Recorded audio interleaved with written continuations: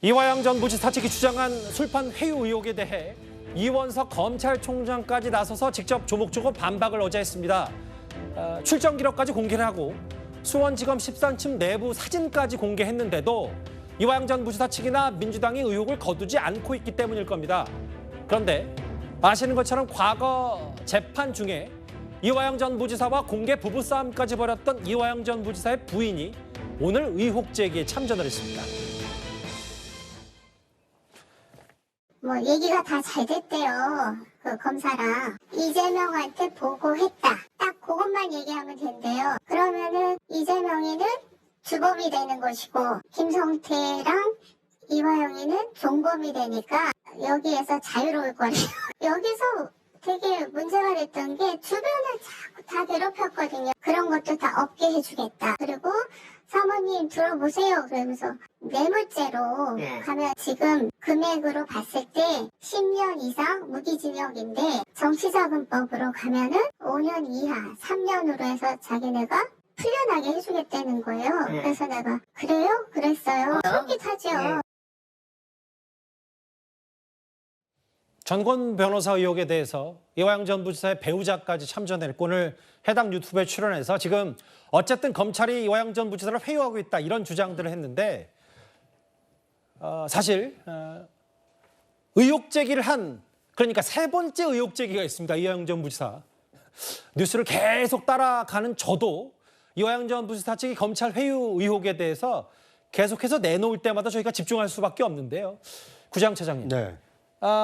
이화영 전 부지사 측은 지난번에 거의 통창 그러니까 여기서 술판이 벌어졌다는 의혹 제기에 대해서 이렇게 넓은데 무슨 뭐 교도관들 밖에 있었다고 어떻게 술판을 벌일 수 있냐라고 13층 사진까지 공개했었는데 이 거울 뒤에 숨겨진 CCTV가 있다고 이렇게 주장을 했어요. 네. 뭐 CCTV에 그 거울 뒤에 CCTV가 있는 것은 사실로 보입니다. 그런데 이 방이 어딘지는 혹시 기억나십니까? 영상 녹화실입니다. 그렇죠. 그러니까 그 방에서는 영상으로 촬영을 하는 장비가 들어있을 수밖에 없는 방인 겁니다. 그것을 드러내놓고 누구나 알 수 있는 카메라를 설치해서 영상 녹화를 하느냐 아니면 거울 뒤에 잘 보이지 않게 이 카메라를 설치해서 영상 녹화를 하느냐 이것은 검찰의 수사 기법일 수 있는 겁니다. 옳냐 그르냐의 문제라기보다는 이 방은 영상 녹화를 위해서 꾸며진 방이다. 이렇게 생각을 한다면 이상하게 생각할 것이 별로 없는데 지금 이화영 전 부지사의 어떤 변호인 측의 주장은 마치 피의자 모르게 검찰이 속이기 위해서 거울 뒤에 CCTV를 설치해 놓은 것처럼 의혹을 제기하고 있는 겁니다. 만약에 이 방이 영상 녹화실이 아니었다면 그 변호인의 주장이 타당할 수도 있을 거라고 보여집니다. 일반 검사실이라든지 아니면 일반 조사실이라든지 이런 방에서 CCTV가 나왔다라면 이건 문제가 있다 이렇게 볼 수 있지만 이 방이 영상 녹화실인 이상 그것을 공개했느냐 공개하지 않고 거울 뒤에 카메라를 설치했느냐를 두고 몰카다 이렇게 단정적으로 얘기하는 것은 의혹을 제기하기 위한 문제 제기 아닌가 하는 생각이 듭니다. 근데 이제 이거예요.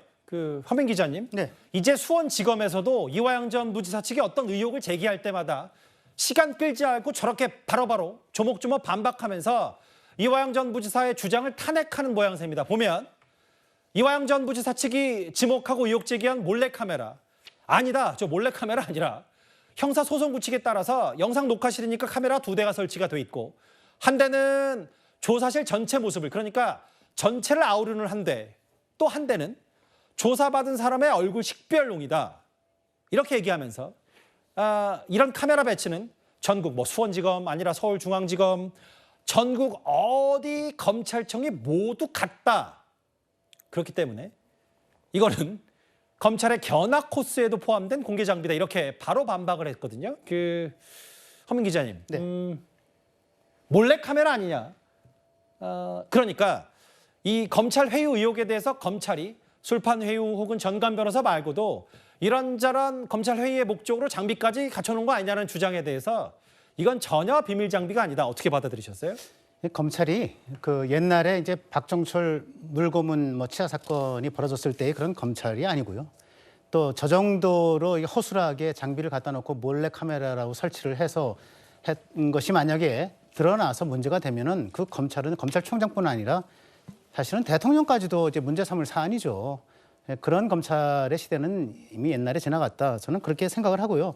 이화영 전 부지사가 정말 여러 차례 말의 그 진술의 그 신뢰성을 상실할 만한 그런 일관성 없는 진술을 이제 해왔고 또 진술을 할 때마다 오락가락했기 때문에 지금은 이미 이화영 전 부지사가 말을 하면 할수록 손해가 되는 그런 시점에 이르렀다 생각을 합니다. 검찰도 지금 그걸 알고 있는 것 같고요. 예. 그리고 검찰총장이 오죽하면 낫었겠습니까? 이런 특별한 사안에 대해서.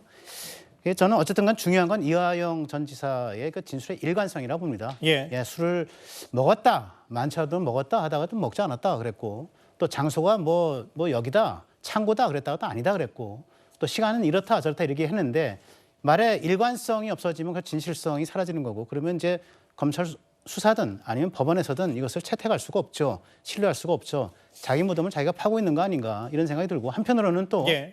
저렇게까지 무리하게 진술의 일관성을 훼손해 가면서 말을 번복하고 하는 것이 또는 무리한 문제를 제기하는 것 자체가 본인만의 생각일까라는 의심도 좀 듭니다. 그러니까 정리를 다시 해볼까요? 저렇게 검찰이 보시는 그대로 뭐 설명자를 통해 저렇게 영상 녹화실을 찍힌다고 설명할 수밖에 없었던 이유가 여기 화면을 보겠습니다. 이화영 전 부지사 측이 피고인 몰카 사건에 대해서 묻는다라고 하면서 이거 피고인과의 노투 등을 자료 촬영하기 위한 용도로 의심된다. 훨씬 잘 보이는 카메라 아니냐. 다음 화면. 그러면서 CCTV를 설치할 거면 보이게 설치하고 피고인에게 알려줘야 되는데 이거 피고인이 뭐 들고 오면 변호인이 들고 오면 이 자료 찍으려고 설치했다면 명백한 인권 침해, 방어권 침해라고 했는데 여선행 정관님 수원지검 말고 전국 검찰청에 다 있다는데요.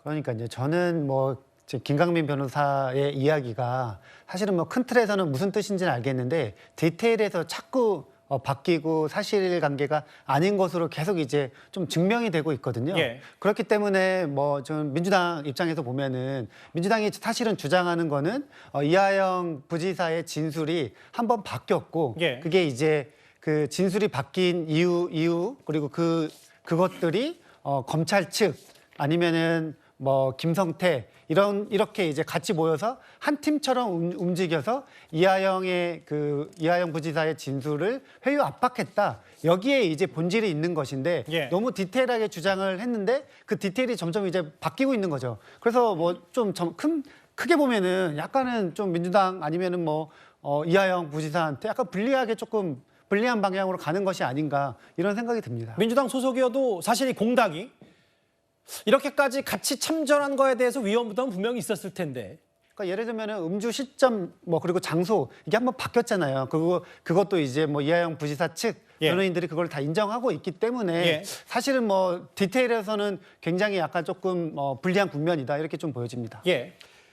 지금 이화영 부지사가 기소돼서 재판을 받고 있는 혐의는 크게 두 가지입니다. 첫 번째는 쌍방울 측으로부터 억대의 뇌물을 받았느냐 그렇지 않느냐입니다. 예. 두 번째는 쌍방울에게 대북 송금 500억 그리고 당시 이재명 경기지사의 이 방북 비용으로 300만 불을 요청했느냐 그렇지 않느냐입니다.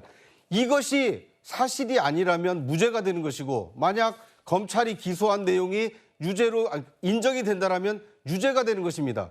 만약 이화영 전 부지사를 변호하고 싶다라면 뇌물을 받지 않았다. 뇌물을 받지 않은 이유가 무엇인지를 변호를 하셔야 되고 쌍방울 측의 어떤 800만 불에 달하는 대북 송금도 이화영 전 부지사와 왜 관련이 없는지 이것을 변호하는 것이 변호인의 해야 될 의무입니다. 그런데 검찰 수사 과정에 있었던 지엽적인 문제 그리고 이화영 전 부지사의 일방적인 주장을 전체 국민들에게 저렇게 알리는 것은 오히려 본질을 흐리는 것이 아닌가. 오히려 이화영 전 부지사를 위하는 변호락이 아니라 오히려 이화영 전 부지사를 코너로 몰아넣는 변호가 아닐까 이런 안타까운 생각이 듭니다.